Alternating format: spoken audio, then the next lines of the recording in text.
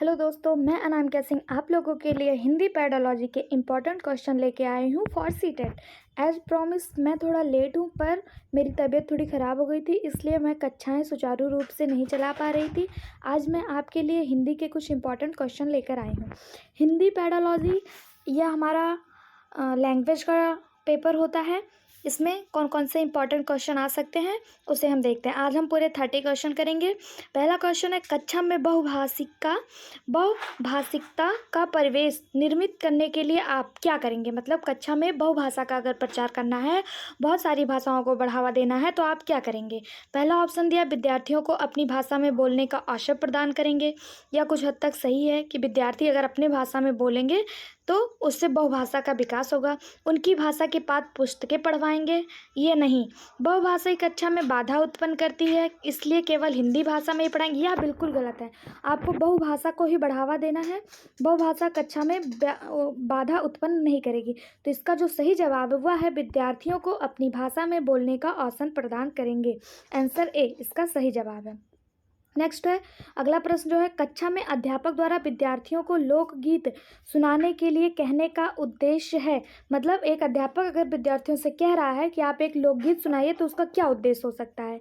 एक दूसरे के संस्कृति से परिचित करवाना, मनोरंजन करवाना, भाषीय विभिन्नता से परिचित करवाना, ये 1 और 3 दोनों। तो इसका सही जवाब है 1 और 3 दोनों, यानी कि एक दूसरे की संस्कृति से परिचित करवाना और भाषाई विभिन्नता से भी परिचित करवाना, दोनों ही उस शिक्षक का उद्देश्य होगा।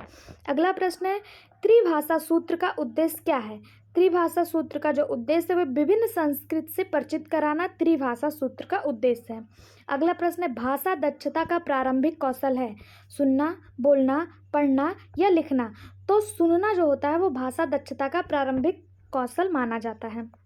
अगला है, सुनना कौशल के बारे में कौन सा उचित नहीं है। जहाँ पे नॉट शब्द का उपयोग किया गया है उसको बहुत ध्यान से देखना है, कौन सा उचित नहीं है। सुनना कौशल सबसे कम महत्वपूर्ण है, या बिल्कुल गलत है। अभी हमने ऊपर ही पढ़ा कि भाषा दक्षता में सुनना सबसे इम्पॉर्टेंट है। सुनना, तो इसमें जो नहीं सही नहीं है उसी को सही माना गया है, क्योंकि यहाँ पे नहीं का प्रयोग किया गया, तो पहला बिल्कुल सही है। विकास अपनी कक्षा में बच्चों से श्रुति लेख लिखवाता है। यह श्रवण कौशल को विकसित करता है, लेखन कौशल को विकसित करता है, वाचन कौशल को विकसित करता है, श्रवण एवं लेखन कौशल को विकसित करता है। श्रुति लेख वह होता है जिसे आप डिक्टेशन या इमला कहते हैं। मतलब बोला जाता है और फिर लिखा जाता है। तो इसमें श्रवण यानी सुनना और लिखना दोनों की क्रिया हो रही है। कोई बोल रहा है तो उसे आप सुन भी रहे हैं और लिख भी रहे हैं, तो इसमें श्रवण और लेखन दोनों की क्रिया विकसित हो रही है। तो इसका सही जवाब होगा श्रवण एवं लेखन दोनों कौशलों को विकसित करना। अगला प्रश्न है, व्याकरण के नियमों को कंठस्थ नहीं करवाया जा सकता। कौन सी विधि के द्वारा व्याकरण के नियमों को कंठस्थ नहीं करवाया जा सकता। पुस्तक विधि, आगमन विधि, निगमन विधि या सूत्र विधि। तो आगमन विधि द्वारा व्याकरण के नियमों को कंठस्थ नहीं करवाया जा सकता। अगला है, मौन वाचन के क्या लाभ हैं। ज्ञान की वृद्धि, अवकाश के समय का सदुपयोग, खरीदी गई वस्तु का सदुपयोग या शारीरिक वृद्धि। तो मौन वाचन, अगर आप खुद से वार्ता करते हैं, आत्मवाचन करते हैं, अपने आप से ही बात करते हैं, तो उससे ज्ञान की वृद्धि होती है। अगला प्रश्न है, भाषा कौशल के संदर्भ में कौन सा कथन सही है। सुनना, बोलना, पढ़ना और लिखना एक क्रम से सीखे जाते हैं। सुनना, बोलना, पढ़ना और लिखना एक क्रम से सीखे जाते हैं। सुनना और पढ़ना निष्क्रिय कौशल है या गलत है। पढ़ना और लिखना कौशल से कोई संबंध नहीं है, यह भी बिल्कुल गलत बात है। पढ़ना और लिखना कौशल से कैसे संबंध नहीं हुआ। सभी कौशल एक दूसरे के साथ अंतः संबंधित होते हैं। तो इसका जो सही जवाब है वो है ऑप्शन डी, सभी कौशल एक दूसरे के साथ अंतः संबंधित होते हैं। यानी कि सुनना, लिखना, बोलना, पढ़ना ये सब आपस में ऐसे जुड़े होते हैं। यानी आप जिस चीज़ को पढ़ेंगे, सुनेंगे, बोलेंगे, लिखेंगे, यह सब एक दूसरे से एक जंजीर की तरह जुड़े होते हैं। अगला प्रश्न है, पठन कौशल से अभिप्राय है लिपि चिन्हों की पहचान, शब्दों को पढ़ना, वाक्यों को पढ़ना या पढ़कर समझना। तो इसका सही आंसर है पढ़कर समझना। पठन कौशल से जो अभिप्राय है वह है पढ़कर समझना। फिर है मौखिक कौशल का उद्देश्य है। मौखिक कौशल का उद्देश्य है उचित गति एवं लय के आत्म विभक्ति। यह मौखिक कौशल का उद्देश्य होता है।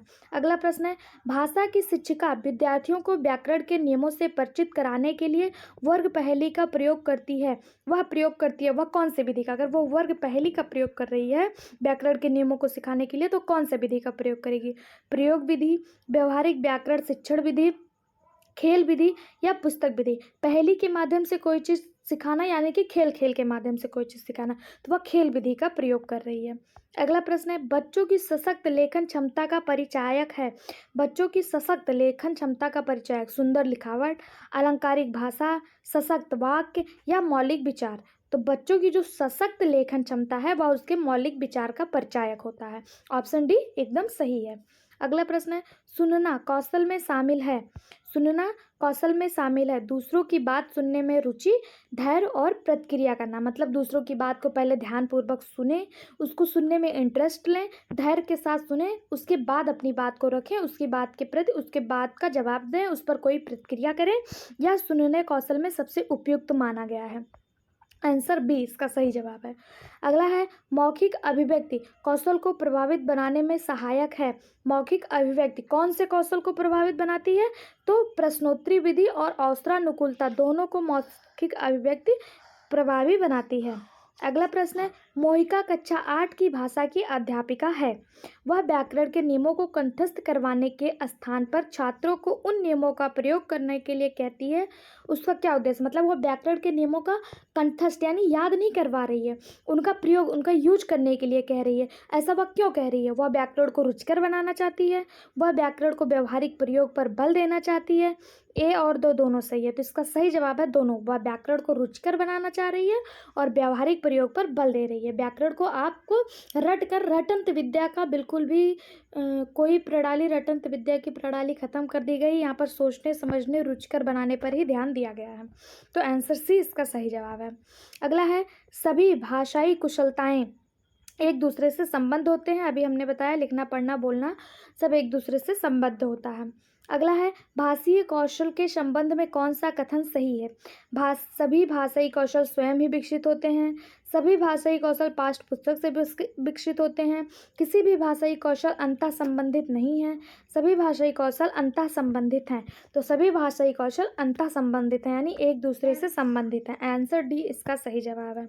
अगला है व्याकरण शिक्षण का महत्व सबसे कम है। लेखन कौशल के विकास में, शुद्ध वाचिक अभिव्यक्ति के विकास में, लोकोक्तियों व मुहावरों के द्वारा भाषा के प्रभावी प्रयोग में या पाठ्य पुस्तक के शुद्ध पठन में। तो सबसे कम जो महत्व है व्याकरण का वह पाठ्य पुस्तक के शुद्ध पठन में। ऑप्शन डी इसका बिल्कुल सही जवाब है। अगला प्रश्न सुरेश डा के स्थान पर रा उच्चारित करता है या है उसके लेखन कौशल को प्रभावित करेगा। अगर वह उच्चारण में उसकी कमी है, वह बोलने में डा को रा कह रहा है, तो लेखन को कैसे प्रभावित करेगा? लेखन को नहीं प्रभावित करेगा। उसके मौखिक कौशल में निपुणता प्राप्त करने में बाधा उत्पन्न करेगा। कुछ हद तक सही हो सकता है। उसकी भाषा को रोचक बनाएगा। रोचक कैसे बनाएगा? अगर वो डा को रा बोल रहा है, वो गलत बोल रहा है, तो रोचक नहीं बनाएगा। भाषाई कौशल पर कोई प्रभाव नहीं पड़ेगा। तो इसका सही जवाब है आंसर बी। उसे मौखिक कौशल में निपुणता प्राप्त करने में बाधा उत्पन्न होगी। अगला प्रश्न है प्राथमिक स्तर पर भाषिक रेखांकन और चित्रांकन लेखन अभ्यास का महत्वपूर्ण चरण है। यह एक शैक्षिक गतिविधि मात्र है।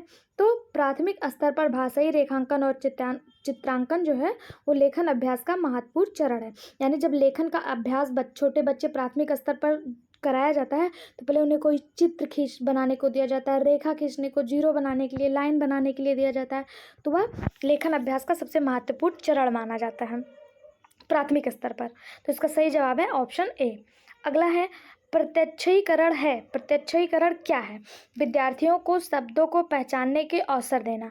यह प्रत्यक्षीकरण है, विद्यार्थियों को शब्दों को पहचानने के अवसर देना। ऑप्शन ए इसका सही जवाब है। अगला है भाषा की अध्यापिका द्वारा व्याकरण शिक्षण से पूर्व बच्चों के ज्ञान का परीक्षण करने का उद्देश्य है। भाषा की अध्यापिका द्वारा व्याकरण शिक्षण से पूर्व बच्चों के ज्ञान का परीक्षण करने का क्या उद्देश्य है? विद्यार्थियों की क्षमता के अनुसार शिक्षण विधि का चयन करना। हो सकता है कि कि अध्यापिका जानना चाह रही है कि उनकी क्या क्षमता है, उस हिसाब से वो पढ़ाए। शिक्षण अधिगम प्रक्रिया को सुदृढ़ बनाने के लिए, विद्यार्थियों के व्याकरण के ज्ञान को जगाने के लिए, जानने के लिए। तो यह बिल्कुल तीनों ही बिल्कुल सही हैं। यानी कि अगर कोई अध्यापिका है वह व्याकरण शिक्षण में बच्चों के पूर्व ज्ञान को जानना चाहती है, तो वो पहले उनके ज्ञान को जान लेगी, फिर उसके बाद शिक्षण की जो विधि है वो उस हिसाब से शिक्षण को बनाएगी, शिक्षण विधि को उस हिसाब से सुचारू रूप से चलाएगी। शिक्षण अधिगम प्रक्रिया को सुदृढ़ भी बनाया जाएगा और विद्यार्थियों के व्याकरण के ज्ञान को जानने में मदद भी मिलेगी। तो इसका सही जवाब है आंसर डी, यानी कि उपयुक्त सभी। अगला प्रश्न है, पढ़कर समझना कुशलता का विकास करने में सबसे कम महत्वपूर्ण है। पढ़कर समझना कौन सी कुशलता का विकास करने में सबसे कम महत्व? कहानी पर आधारित व्याकरण समझना, कहानी को अपनी भाषा में कहलवाना, कहानी पर आधारित प्रश्न बनवाना, या कहानी का अंत बदलाव देना।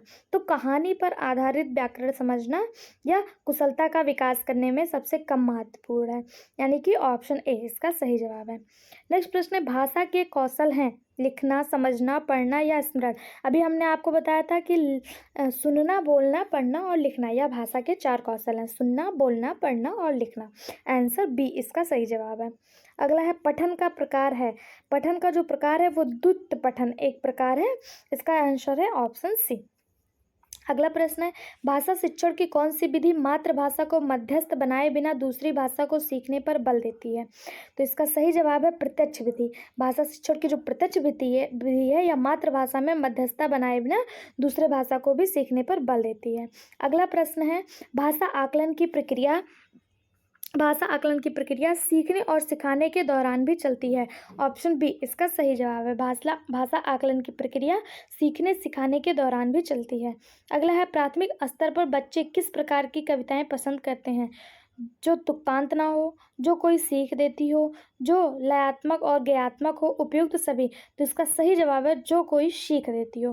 प्राथमिक स्तर पर बच्चे जो कविताएं पसंद करते हैं उससे कोई सीख मिलता हो वो पसंद करते हैं।